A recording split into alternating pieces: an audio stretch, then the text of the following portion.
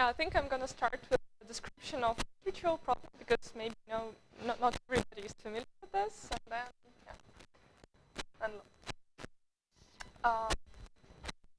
so the third motivation example for the retrieval problem is diffraction imaging. So it's coming from applications. It's a problem. Suppose we want to investigate this small particle. And so basically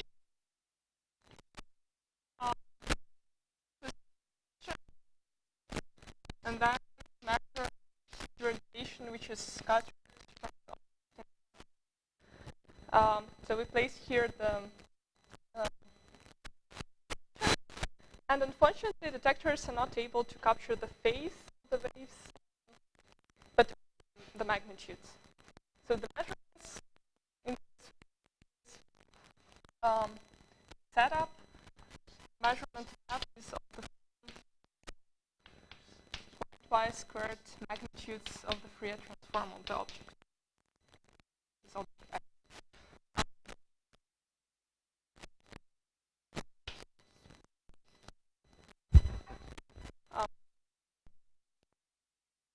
In which this measurement map can be injective, so we want to do something with some additional measurements to be able to recover X. So what here a map.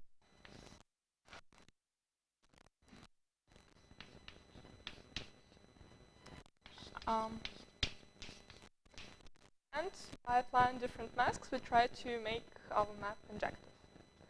Well, I must say that this map will never be injective because we will never be able to cover the global phase of vector. If instead of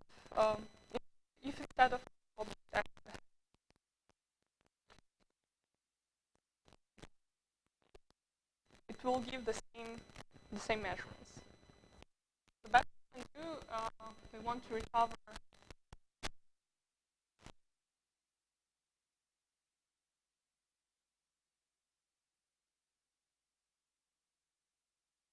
finite dimension. This problem can be also in continuous setup, but well, since I'm going to move to talking about algorithms of reconstruction, and algorithms usually deal with digital data, I'm going to consider the time-dimensional set.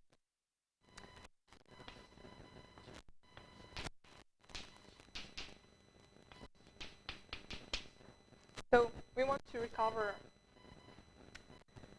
the equivalence class of X, and if we place a mask here on the side,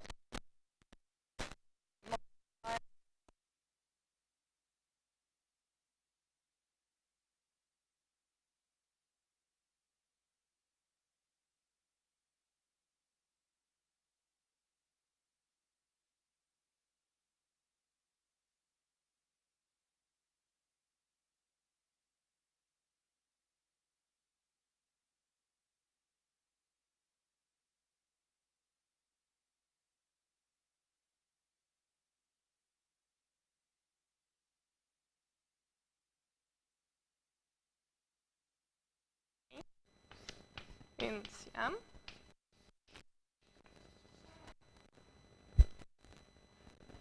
And we want to solve find X due to phaseless measurements with respect to the string.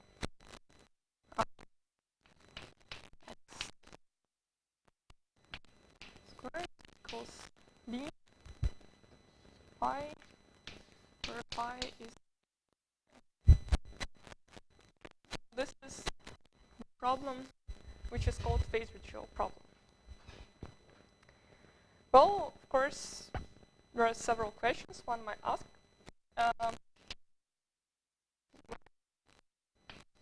Able to solve the problem?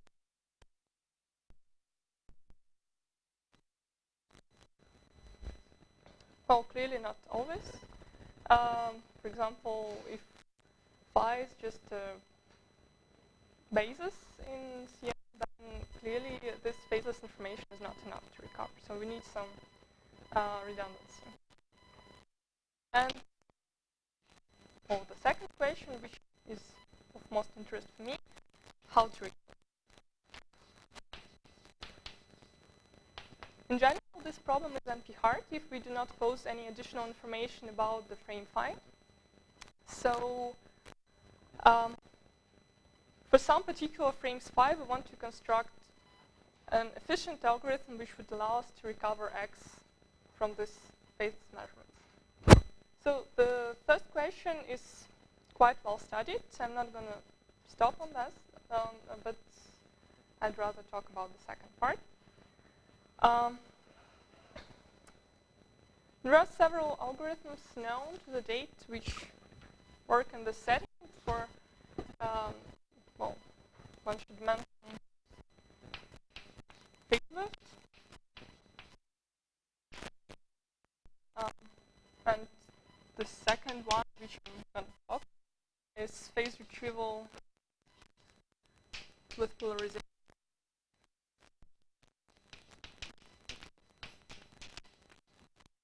But basically, almost all known reconstruction algorithms, one thing is common. That the thing is that they ultimately work with randomly generated frames. So we take vectors, random, independent, from some distribution, usually from Gaussian distribution, and we form a frame, and then we can recover x. But certainly, since this problem is coming from applications, we want to be able to use these algorithms to solve some problems. The frame is not relevant. So there is still a big problem to construct efficient and stable in the presence of algorithm would use some structured frame, which are relevant for many applications. So how it works is Gabor frames.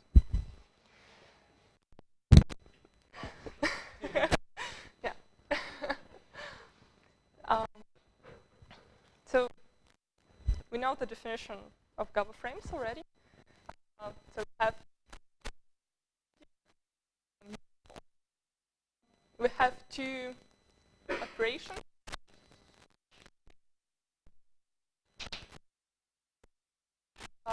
Take vector x and just performs a cyclic shift.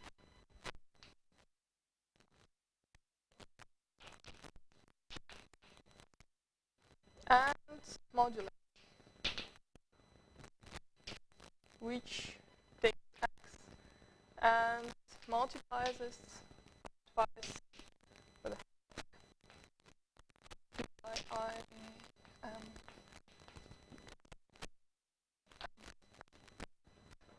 and we consider frequency shifts as the composition of the first apply time shift and then frequency shift. And the frame,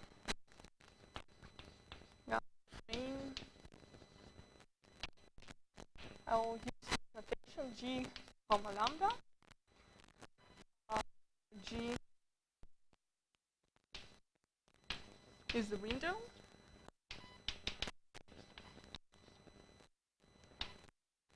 And lambda is a subset of medium times medium. Well, actually, we're going to consider subgroup.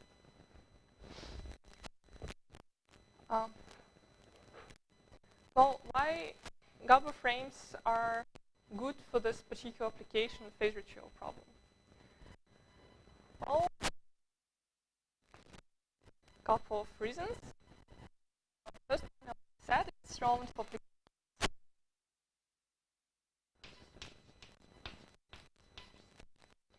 For example, this application, we have And actually, the Gabor frame, the measurements are of the mask free, yeah? Where the mask is the time shift of the is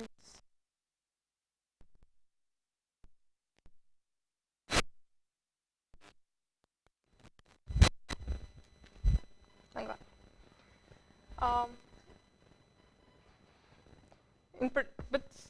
Not just for this type of applications, but for some applications such as speech recognition, Gabor frames are really natural to consider. Like in speech recognition, X signal. We want to split it into phonemes, which we can understand from some alphabet. So traditionally, X gets mapped into time frequency domain. So we apply short time Fourier transform to X. But then there is a lot of noise in the phases due to different effects on the environment. And there is a common belief that phases of this coefficient should not be used at all in speech recognition. Again, exactly the coefficients in this case are Gabor.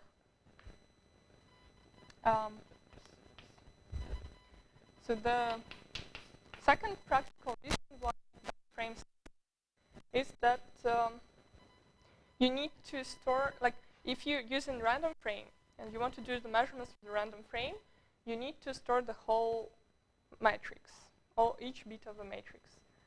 So for random frames, you need or of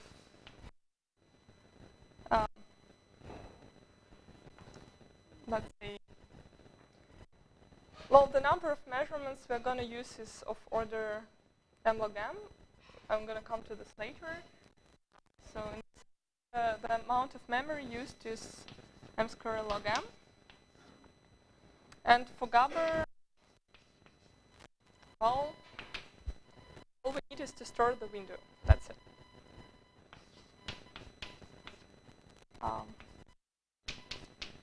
The last reason is the speed of the measurement process, since the coefficients are of the form of short-term Fourier.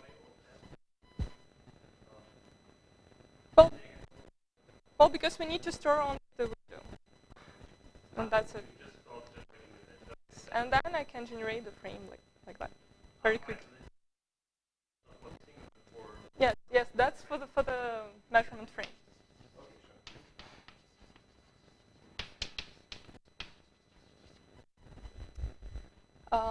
Yeah, and the speed, again, if you do measurements with random matrix, there is no structure in there. So basically, you do matrix vector multiplication. But in case of Gabor, you can do the short-time Fourier, the fast Fourier transform, and this saves you one factor of m. So speed up in the measurement process.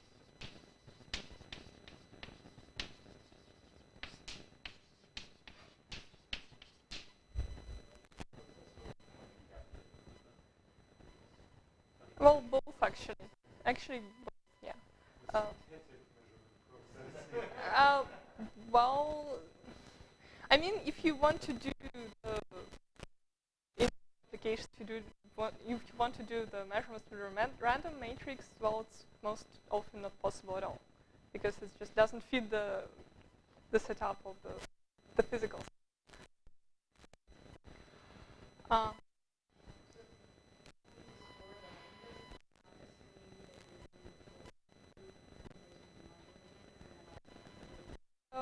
Well, I will come to this next, but actually the lambdas I'm going to consider of particular form. I'm going to consider all the frequency shifts and only some time shifts, some fixed time shifts. But yeah, well, in principle, you need to store lambda as well, but that's again, I mean, it's again of order of.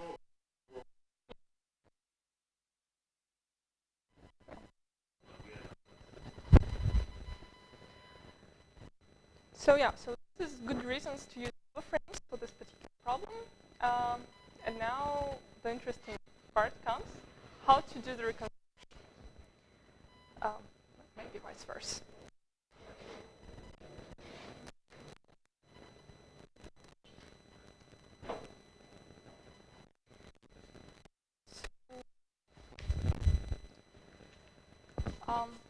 The approach I'm going to describe now is due to Bandera and Mixon. They proposed it in 2009 and called it polarization approach because it uses some polarization identity. The idea is simple. To recover X, we need to recover phases of frame coefficients which are missing. And to recover those, it's enough to know relative phases between some pairs. If somehow know the relative, just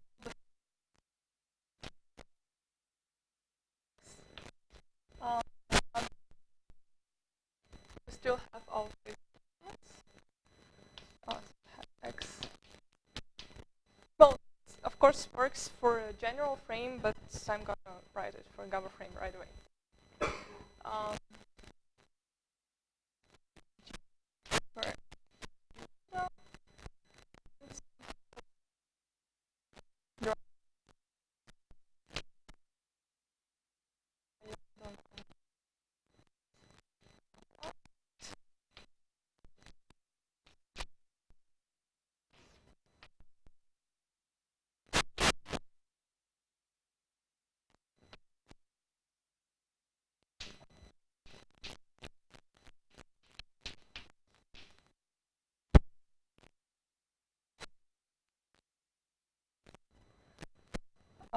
Let's call it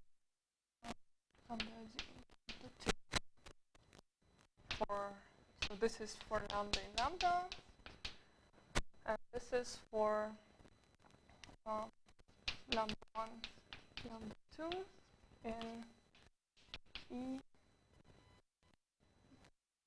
subset of lambda squared.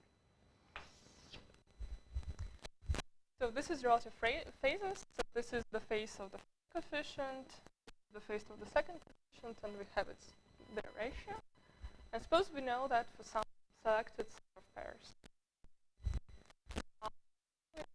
In the setup for the angular synchronization, we can consider a graph G.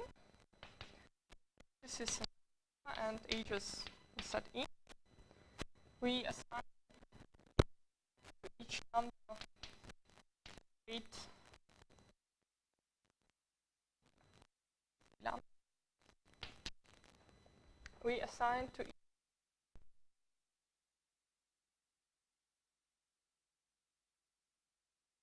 its relative phase. And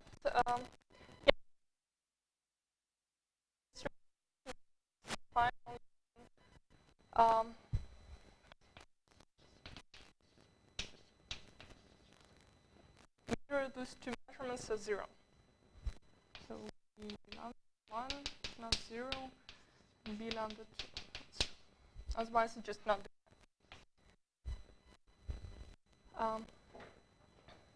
So we consider this graph, and we delete all the the vertices with 0 weights, because they are no from the phases point of view. And then we essentially do the following. We find first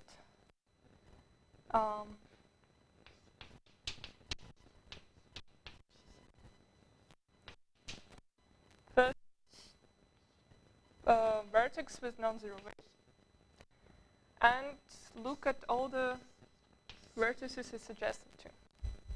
We set C lambda 0 to be just the measurement, the square root of measurement, and now here omega lambda lambda 0.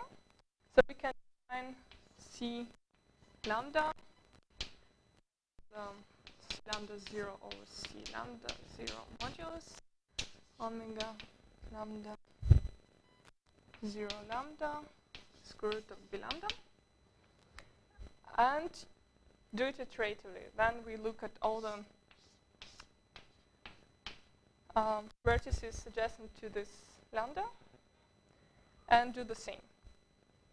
Then if our graph G is connected after deleting all the 0 vertices, we essentially will assign C lambda to each H. To those where the measurement is 0, we just assign C lambda equal to 0. And then we can use those C lambda as frame coefficients. So basically, we recovered the frame coefficients up to global phase, which is exactly the phase of this first coefficient we started.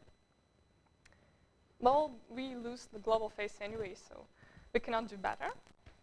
But then if we dual frame phi bar,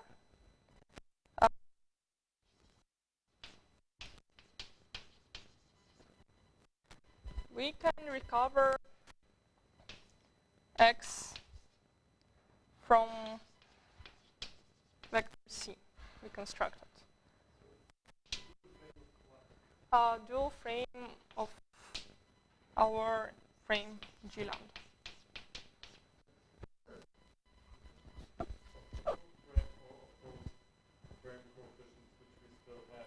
Well, we assume that we have all of them because we assume that the yes. Well, we deleted those for which the measurements were 0, so we assigned C lambda to be 0 for them, and we assume that for the rest, well, the graph after deleting those vertices is still connected, so we can count to every lambda. Key thing is that it only works if it's still connected. Well, let's say if it's connected, it's yeah. If it's not connected, we still need to have a sufficiently big connected component, so that we have enough, so that the vectors which are corresponding to the vertices in this connected component still form a frame, and we can still recover from whatever we have. Because we have several cliques, we have no link between them, and the phases, these global phases for different components will be different, so it's not good. But then we have to take the dual frame of one component. Yeah. The zeros, that's not. Yes. Sure. Yes.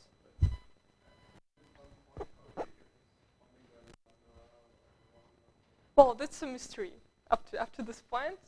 Yes. Now we're given somehow we managed. Let's assume for now that somehow we managed to find it. So this is a new problem we're solving. This is not exactly phase retrieval. Some problem, which can be called angular simplification. No, no, not.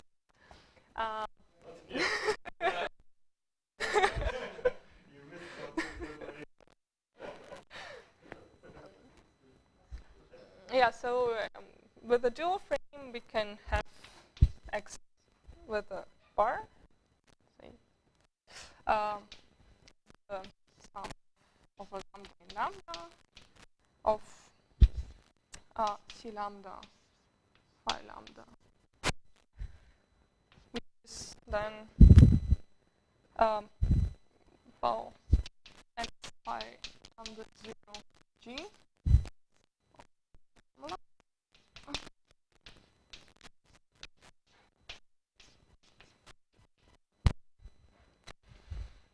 So we're done with solving this problem. So now the question is how to get this relative phase. Yes.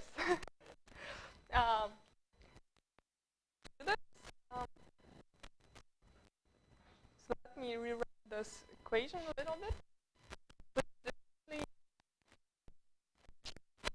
This relative can be computed as x pi lambda 1 g bar x pi lambda 2 g normalized.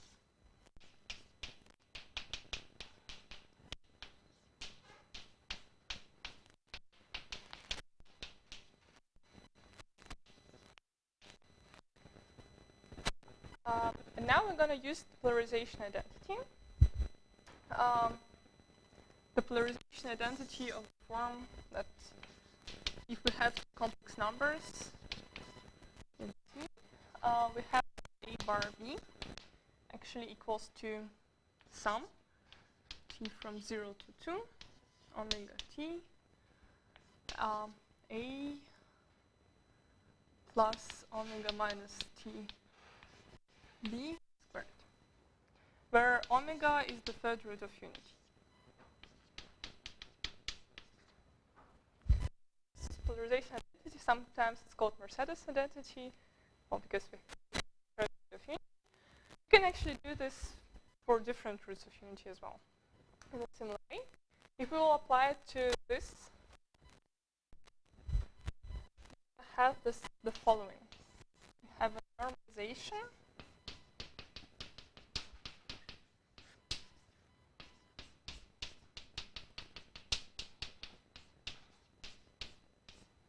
and here we have sum from 0 to 2 omega T x pi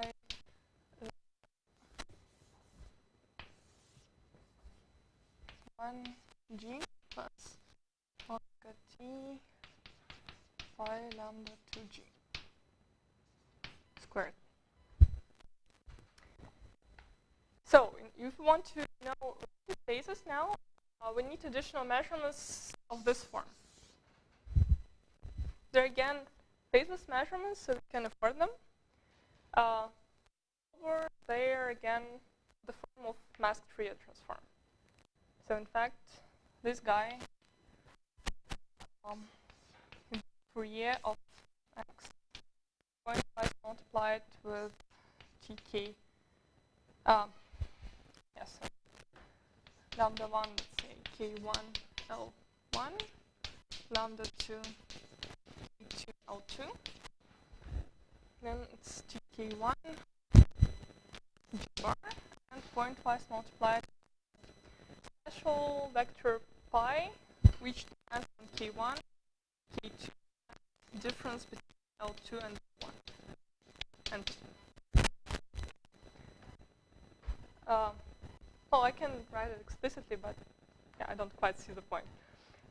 So the point is that the measurements are again of the form which we want to. So if we choose now the set E for which we want to know the pairs wisely, we can solve the problem. So we have an algorithm to recover x from the phaseless measurements with respect to a Gabor frame with some additional vectors. But now, what measurements are corrected by noise? Now we have the lambda of the form x pi. Yeah, sure.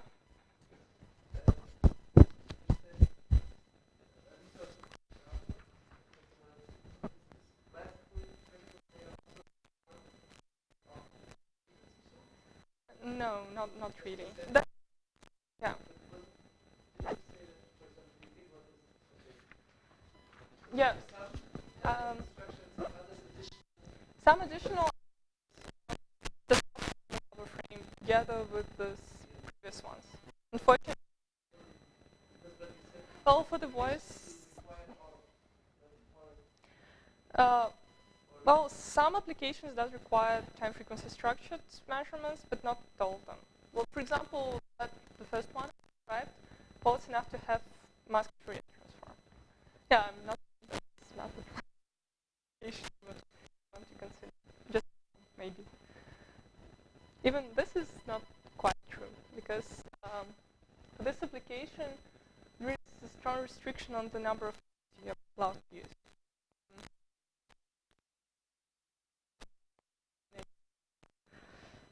Yeah. Downstairs. This.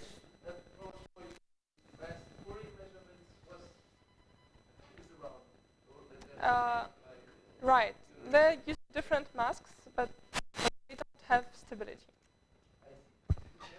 Stability, robustness in the presence of noise. So this is the point. Yeah. Your construction also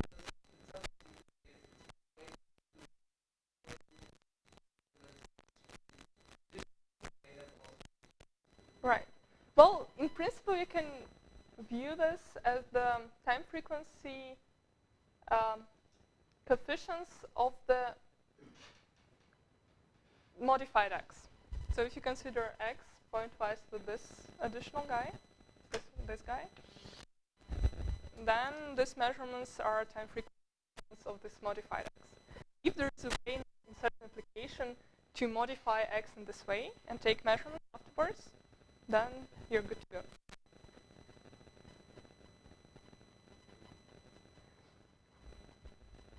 Yeah, so but let's get back to this. So suppose now our measurements are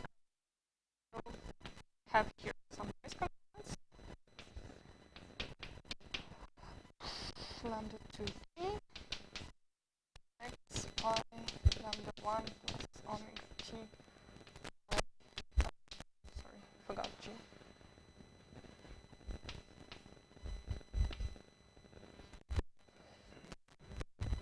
Lambda 2 g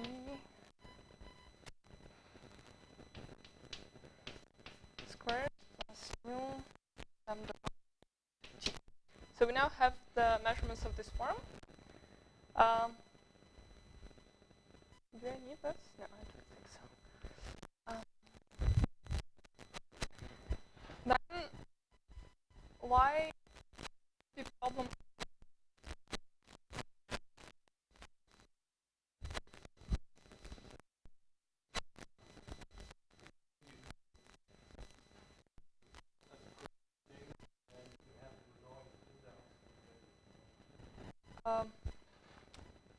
Yeah.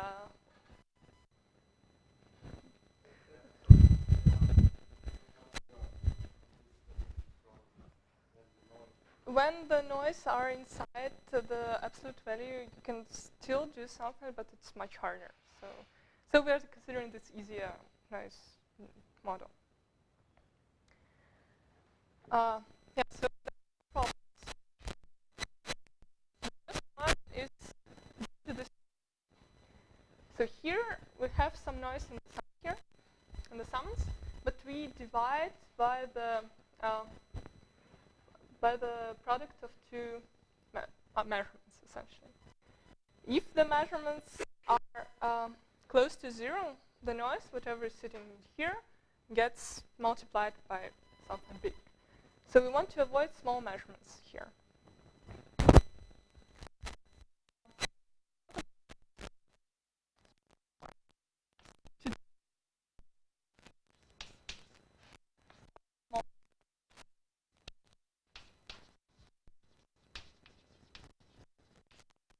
We cannot afford division too much, because we want the rest of the measurements to correspond to a set of vectors which is still a free.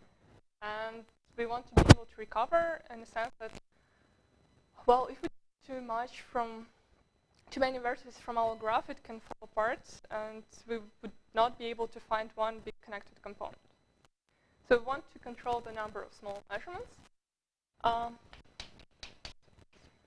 The other problem, how many time do you have? How much time? Like 10 minutes. 10 minutes. Okay, let's forget about the second problem.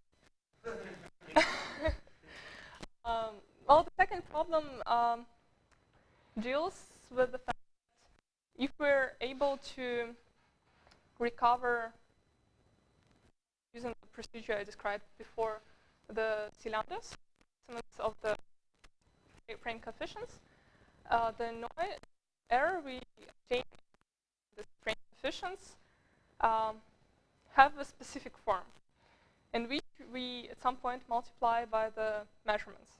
So we somehow want to avoid big measurements as well. But this is not that big problem. Let's concentrate on the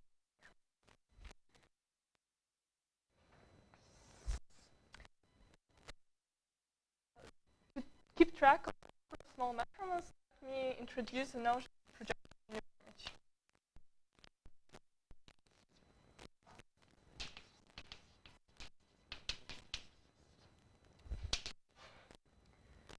Projective uniformity is defined as follows. So we have a frame. Phi is a frame.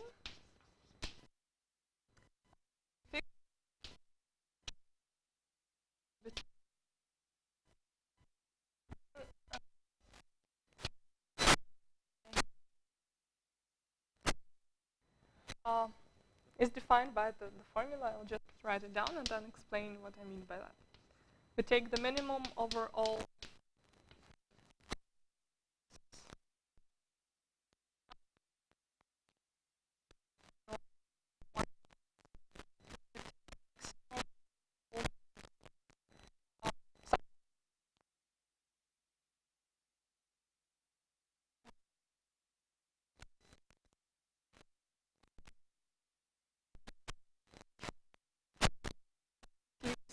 alpha.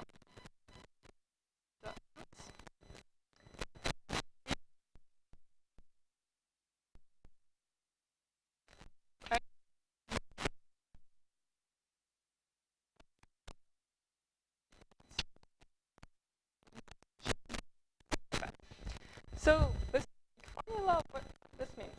This means that if we sort our position and then throw away 1 minus alpha smallest ones, then the rest will be at least this big. So basically, this value is studied for random frames, and we can, if the number of elements in the frame is at least some constant times m log m, and if phi m identically distributed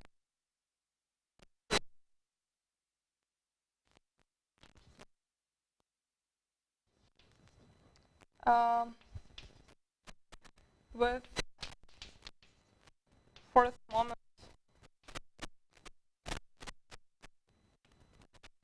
bounded by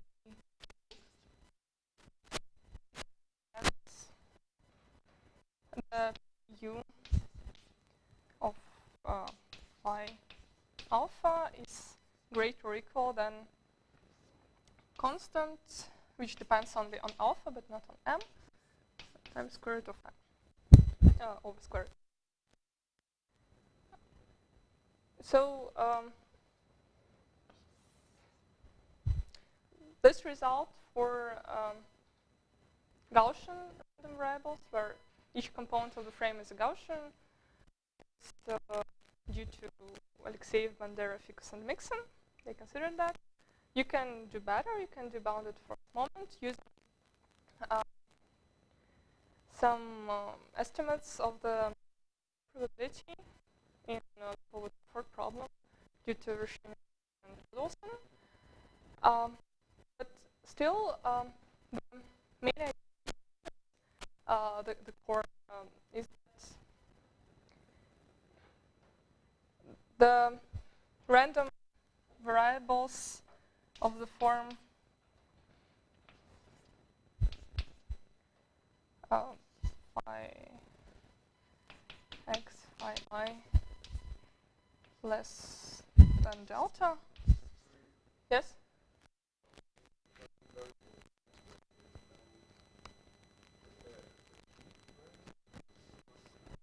Here, each entry of each element of each frame vector is random.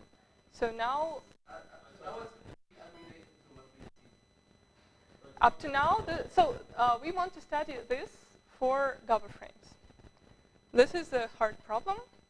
I'm just saying that if we consider a random frame, it's solved. It's not a random Gabor frame. Oh, no, it's not a random Gabor frame. Maybe I not specific. So yeah, so each element of each vector in the frame is independent identically distributed from some distribution with bounded forth.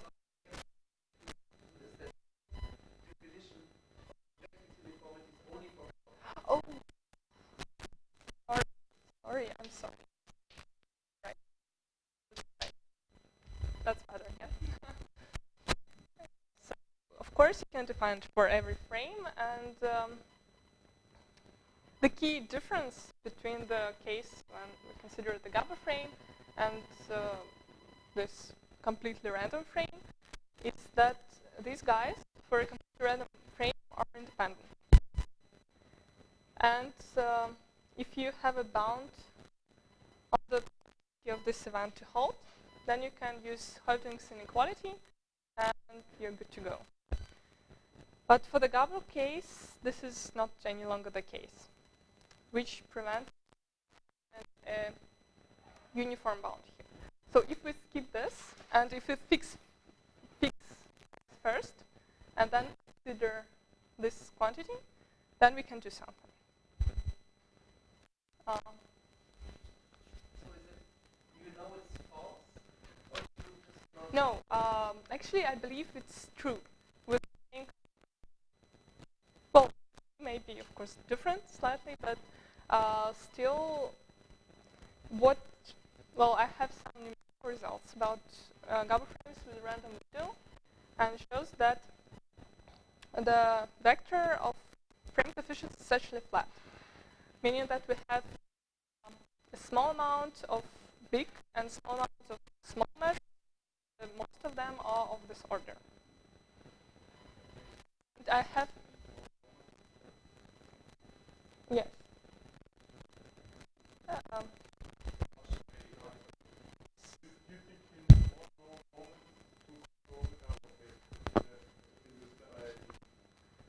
So basically,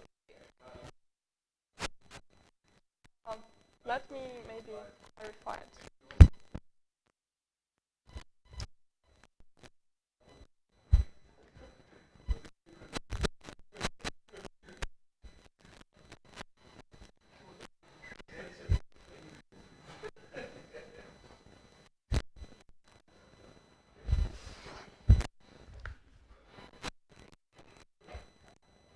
So, while this theorem, yes?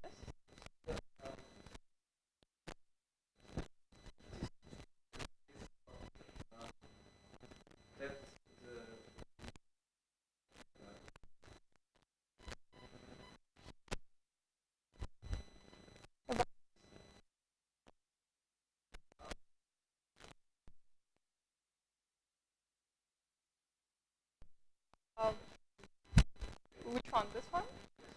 This one is bound on of uniformity, which is a tool to prove the stability of the construction algorithm, which is called diffraction. This is essential. This is Gaussian measurement. So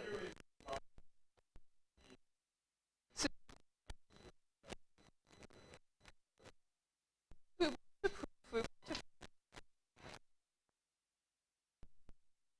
want to prove that if we can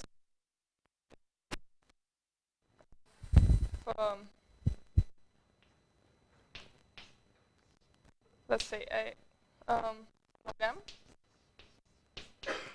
elements and G distributed on the unit sphere, on the complex unit sphere, then PU of the frame generated by G and lambda, the Gabor frame, is greater or equal than some constant depending on lambda over square root of n. Okay, so this is the conjecture we need. This is the theorem we have, but it deals not with a Gabor frame, but with completely random frame, where each entry is independent Gaussian, for example, or more generally, independent random variable with a bounded fourth moment. Okay. So yeah. Again, I have a non-uniform bound. So this is essentially uniform because I take the minimum over all x's I have. Now I want so in order to prove this conjecture or the theorem, I'm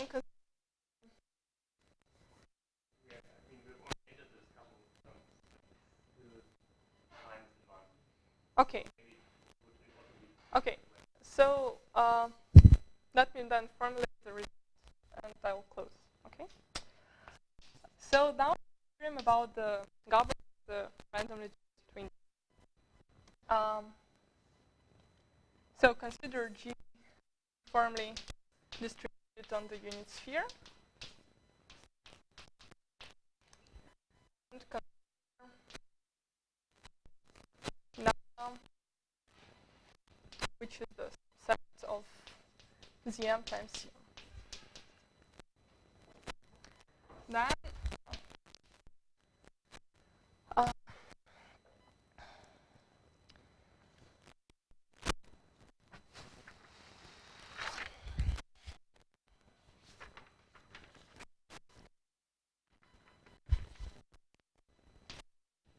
let's like for t greater than 0, there exists epsilon depends on C, C, such that for any k with probability at least one of k, that amount of lambdas in lambda such that the corresponding measurement is less than C over square root of m,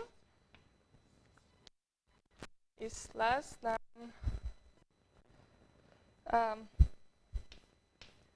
lambda epsilon plus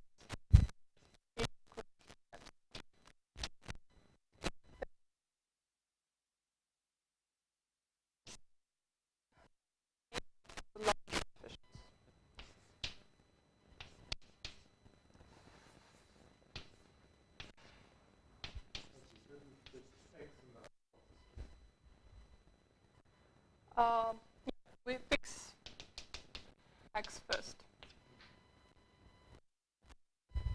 Thank you. Which depends on C. Okay. With the same probability, have the number of lambdas gamma that coefficient is bigger than C over square root of m. Lambda plus k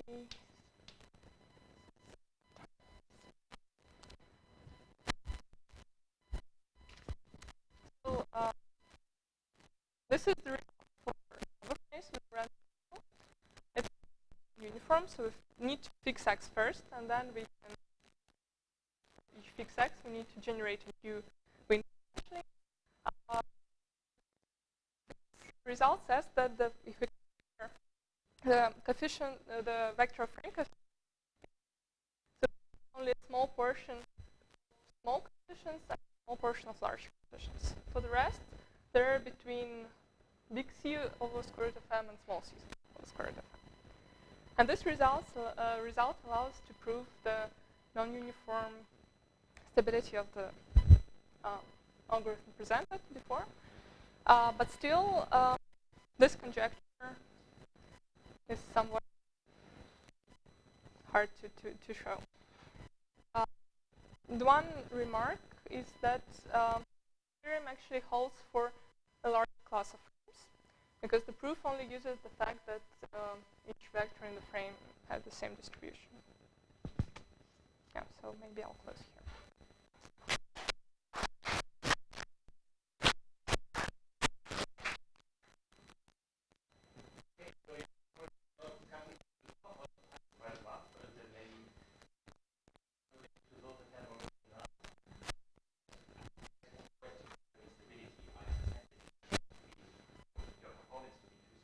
Yes. But here's something. If I play against you and I'm allowed to adjust the noise the way I want to, can't I fool you by just corrupt all the first K entries you use your program to propagate this information? Well, no. As soon as the as I have some form of the noise, then I still. Yeah, but I mean. I can use all the weight of my noise. You're very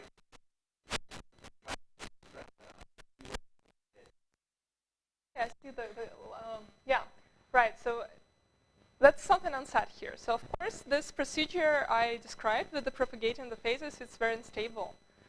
But I want my graph in the end, when I have noise, not just to be connected, but to be sufficiently connected, so that I don't have cut points or cut edges, so that I can use the information coming from different directions to an vertex, so that I can do some noise reduction. There are some stable algorithms to do that.